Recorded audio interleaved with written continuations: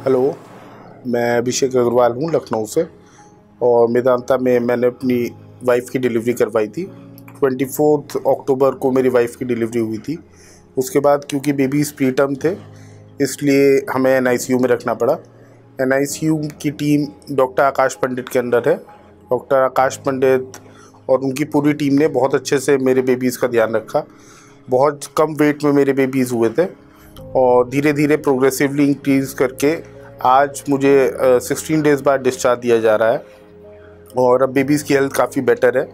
जिस सिचुएशन में वो हुए थे उनसे उनका वेट वगैरह भी काफ़ी इंक्रीज़ हुआ है।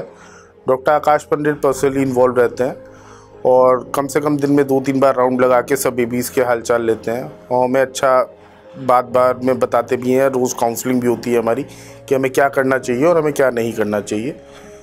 तो इस तरीके से बहुत अच्छा रहा, कोई हमें दिक्कत नहीं हुई। बहुत अच्छी केयर करी गई एनआईसीयू में।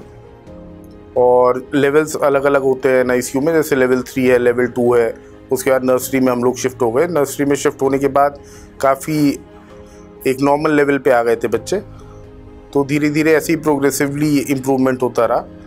लेकिन he is readily available and he answers all the questions. जो भी क्वेरीज़ हैं हमारी, चाहे छोटी क्वेरीज़ हैं, बड़ी क्वेरीज़ हैं। एज न्यू पेरेंट्स कई बार ऐसा होता है कि बहुत सारी ऐसी क्वेरीज़ होती हैं जो कि आप सबसे नहीं बात कर सकते और कई बार आपको ऐसा लगता है मुझे पूछना चाहिए कि नहीं, लेकिन आप फ्रैंकली सब कुछ डॉक्टर आकाश पंडित से पूछ सकते हैं और बहुत अच्छे से आपकी क्वेरीज़, छोटी छोटी क्वेरीज़ बहुत अच्छे से रिजॉल्व कर लेते हैं। जो टीम है बाकी नर्सेज वगैरह की, वो भी काफ़ी अच्छी है। They take good care of the babies. कोई भी हमें दिक्कत नहीं हुई, बस थोड़ा स्टे हमारा लॉन्ग हो गया। लेकिन हमें धीरे धीरे ये एहसास हुआ कि क्योंकि इन्फेक्शन वगैरह था इसलिए स्टे लॉन्ग होना ज़रूरी था। क्योंकि जब तक डॉक्टर नहीं एडवाइस करते हैं तब तक हमें नहीं एनआईसीयू से जाना चाहिए। तो वैसा ही हम लोगों ने करा। Now we are taking back healthy babies. All the best for doctor Akash Pandit and his team. Thank you very much.